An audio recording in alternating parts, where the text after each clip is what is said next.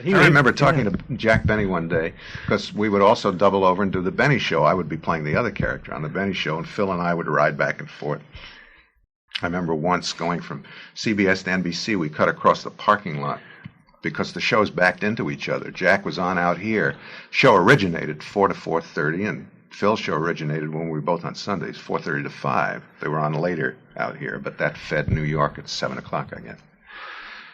And they got a 2-passenger bicycle for Phil and I to ride so they get publicity shots of us. Right? We almost blew both shows because neither of us can handle a bike. On Sunday, April 2nd, 1950 at 7:30 p.m. Eastern Time, the Phil Harris and Alice Faye show took to the air over NBC. The show peaked in December of 1948 with a rating of 26, but by this month, it was down to 8.5. Harris resisted taking the program into TV, as his wife Alice Faye remembered. In the beginning, when that show first came on, it was live, and I suspect that you had to do at least 1, possibly 2 broadcasts every week. Was there a West Coast and an East Coast, or did you just do one? That's right, we did.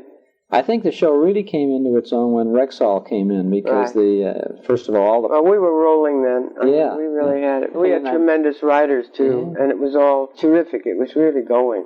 Ray Singer and Dick Chevrolet. Yeah, they were terrific. You came in at a just perfect time for radio, 46. Right. Yeah, right. But by the time you left in 54, so much television had come in on this. Well, Phil wouldn't do it. I'm sorry. I think that's one thing I really am sorry for, that we didn't go into television.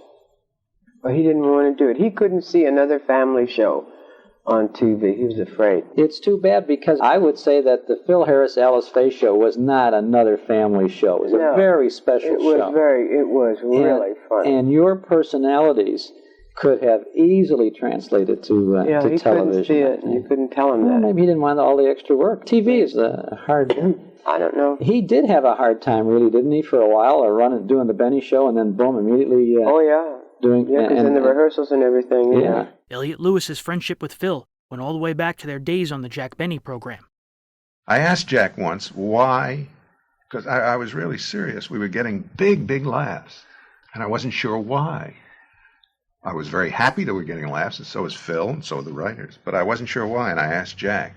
And he said, well, I think it's because the two of you, when there's a really difficult situation, do and say what everybody would really like to do and say if they had the nerve. And they don't have the nerve, so they laugh because you really do, and you just do. And it's funny that way. On that Sunday, the episode was called Frankie's Flying Saucer. Good health to all from Rexall. From Palm Springs, California, it's the Phil Harris Alice Faye Show, presented by the makers of Rexall drug products and 10,000 independent Rexall family druggists. Good evening. This is your Rexall family druggist with a welcome from the 10,000 independent druggists who have made the word Rexall part of our own store names. You can always tell us by the orange and blue Rexall sign on our windows. The sign means that we carry the 2,000 or more drug products made by the Rexall Drug Company. Many of you are already familiar with some of these famous products, like MI-31, for example, Rexall's popular mouthwash. MI-31 is the antiseptic formula that kills contacted germs almost instantly when used full strength, yet does not harm delicate membranes of the mouth and throat. Quality like Rexall's MI-31 is what we family druggists are talking about when we tell you you can depend on any drug product that bears the name Rexall. Good health to all from Rexall. And now your Rexall family druggist brings you the Phil Harris Alice Faye Show. Written by Ray Singer and Dick Chevrolet, with Elliott Lewis, Walter Tetley, Robert North, Janine Roos, Ann Whitfield, Walter Sharp and his music, yours truly, Bill Foreman, and starring Alice Faye and Phil Harris.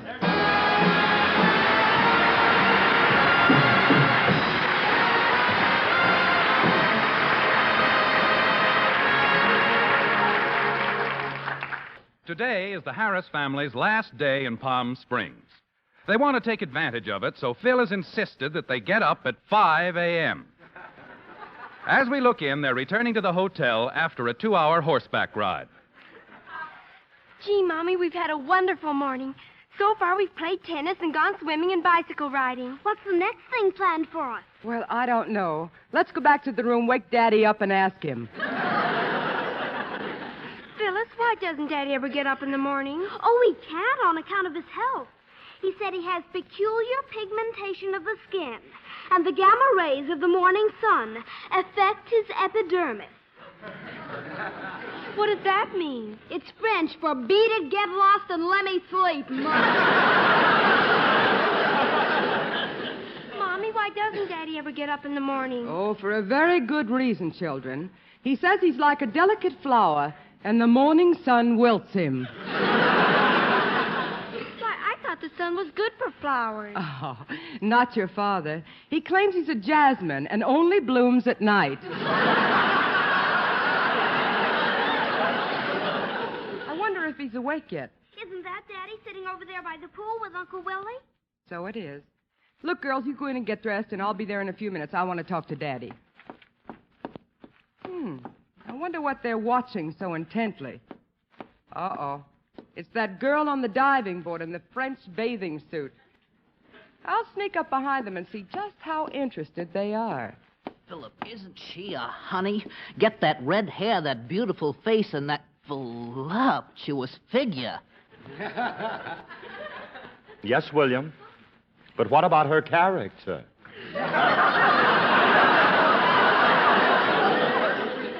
Can she carry on an intelligent conversation? Can she cook and sew and keep house? Who cares with a figure like that? Wait a minute. Are we reading each other's lines?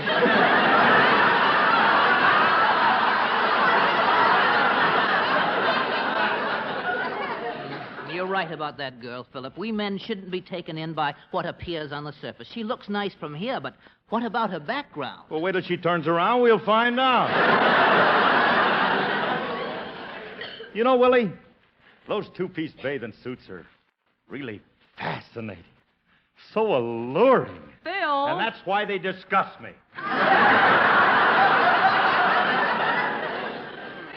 I'll bet you just can't stand the sight of it. Honey, you're so right. I've been sitting here mortified. How long have you been sitting here? Oh, I've been mortified about 3 hours now. I think that girl looks disgraceful posing there with her bare midriff. Every man in the place is looking. Yeah. What a spot for a Burma shave ad. Well, come on, fellas. Let's go in for breakfast. Oh, by the way, where's Frankie? Yeah, last time I saw him, a man was selling him a uranium mine for $50. Now, that sounds like something stupid enough for Frankie to fall Wait a for. minute. Remley ain't stupid. He's got more sense than to fall for anything. Hiya, Curly. Ah. Hiya, Franklin. I'm glad you showed up. I hear you bought a uranium mine for $50. Oh, Curly, you don't think I fell for that, do you? I'm not gullible. I have too much sense. Besides, I was busy doing something much more important. What are you doing? Watching the flying saucers. I told you. Lean over here and breathe out, Clyde. You were watching what? Flying saucers. Don't tell me you're one of the few remaining people who hasn't seen one. Remley, how many fingers have I got up? Look closely. Now, you were seeing things again. I am not. I can prove it. I saw a whole squadron of them. In fact, I turned to the guy I was spending the afternoon with and said, "Did you see what I saw?" And what did the bartender reply?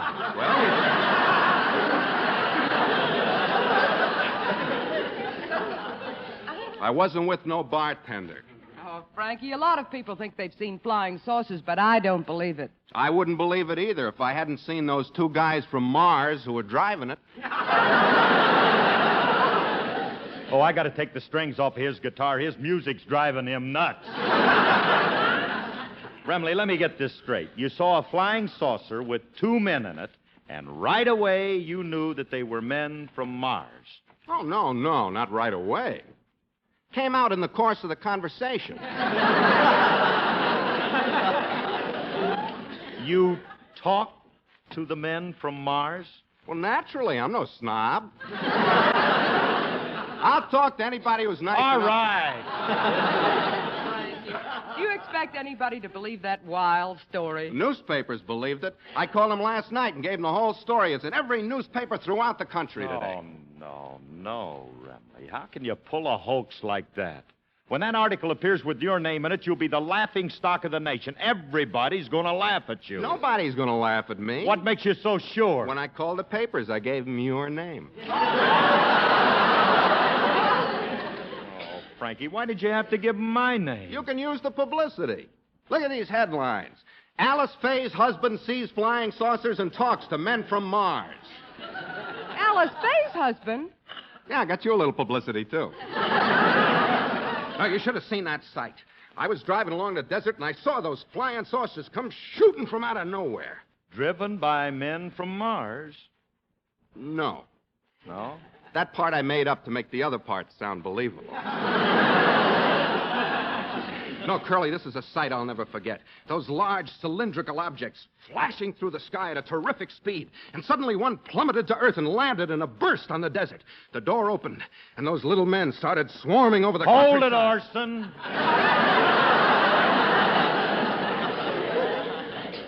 You saw this saucer land in the desert. Yeah, and I can prove it.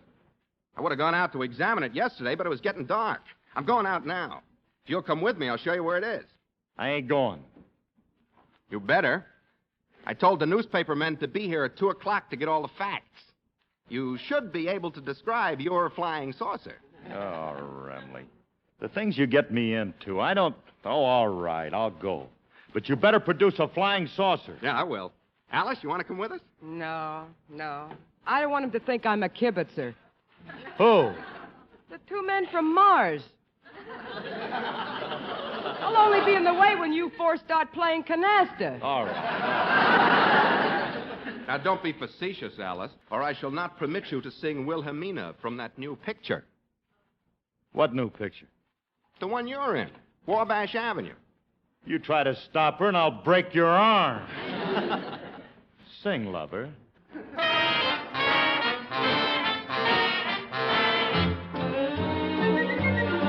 Wilhelmina, she's the cutest little girl in Copenhagen. Wilhelmina, she has all the fellas crazy in the noggin in Copenhagen. And the roses on her cheeks, and the music when she speaks, and how sweet her kisses taste. Sugar gainish like her mama's Danish pastry. Wilhelmina, maybe soon she will elope in Copenhagen. In Copenhagen. Wilhelmina, she'll share everything, including his toboggan. In Copenhagen, all the other girls say no, but Wilhelmina, she says nine. All the boys call Wilhelmina Willie, but he calls Wilhelmina mine.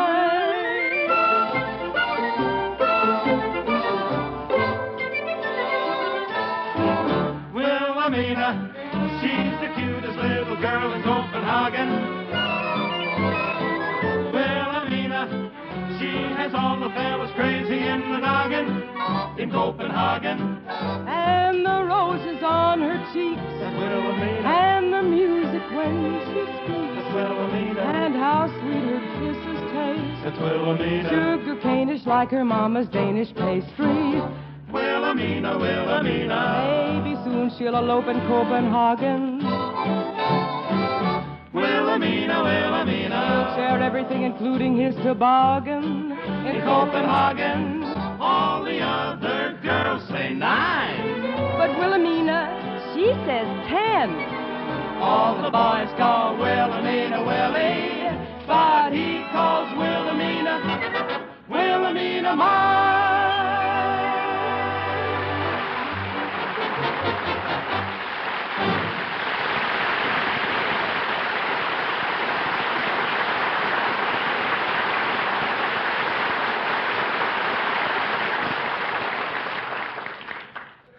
Oh, why did I ever let you fellas talk me into looking for a flying saucer?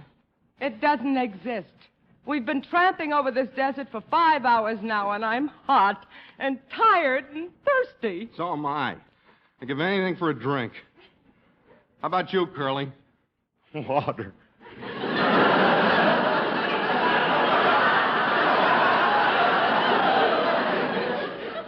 Water. This is no time to wash.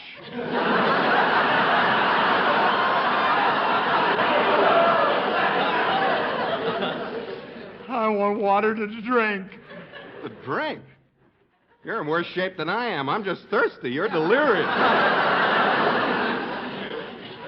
Oh, Remley, you and your flying saucers, getting it in the paper that I saw 'em. If I don't produce one, they're going to laugh me out of town. I tell you, I saw one crash out here in the desert. It's around here someplace.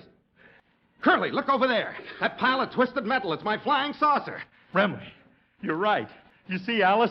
And you thought he was having hallucinations. Come on, Curly. Help me dig this wreck out of the sand. Yeah, I'll help you. Maybe we can find some clue of where it's from, huh? Say, fellas, I found a disc here. There's a lot of mud on it, but there seems to be something written underneath the mud. Well, scrape it off, honey. Scrape it off. Maybe it'll tell what planet it's from. Well, hurry up, Alice. Is it from Jupiter or Saturn? No, it starts with an M. M? It's either Mars or Mercury. Quick, Alice, what does it say? Maxwell. An